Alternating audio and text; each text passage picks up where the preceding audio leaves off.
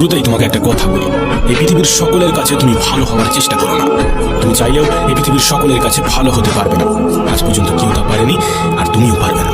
যদি সৎ হতে হয়, যদি ভালো হতেই হয়, তাহলে নিজের কাছে হও, নিজের পিতামাতার কাছে হও। কিছু কিছু জিনিস, কিছু কিছু আদর্শ মেনে চলা উচিত। তার মধ্যে একটি আদর্শ হলো বন্ধুদের সাথে কখনো বিশ্বাসঘাতকতা করবে না।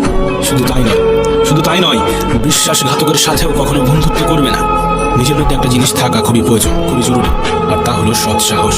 যদি ভুলকে ভুল এবং ঠিককে ঠিক বলার সাহস তোমার মধ্যে না থাকে, তাহলে তোমার মধ্যে সৎ সাহস এবং ক্ষমতা কোনটাই নেই। তোমার সাথে তোমার রবের সম্পর্ক সব থেকে বেশি গভীর হওয়া উচিত। এই পৃথিবীতে এমন একটা সম্পর্ক থাকা অত্যন্ত জরুরি, যার সাথে আমাদের মনের দুঃখ, কষ্ট, অভিযোগ সমস্ত কিছু নির্দ্বিধায় বলতে পারবে। আর সেই সম্পর্ক অবশ্যই তোমার রবের সাথে তোমার গড়ে ওঠা প্রয়োজন। তোমার রবের সাথে এমন একটা সম্পর্ক গড়ে ওঠা অত্যন্ত জরুরি। মনে রেখো, এই পৃথিবীতে সব থেকে বেশি দ্রুত কাজ করে মানুষের প্রার্থনা। হ্যাঁ, মানুষের প্রার্থনা মুখে আসার আগে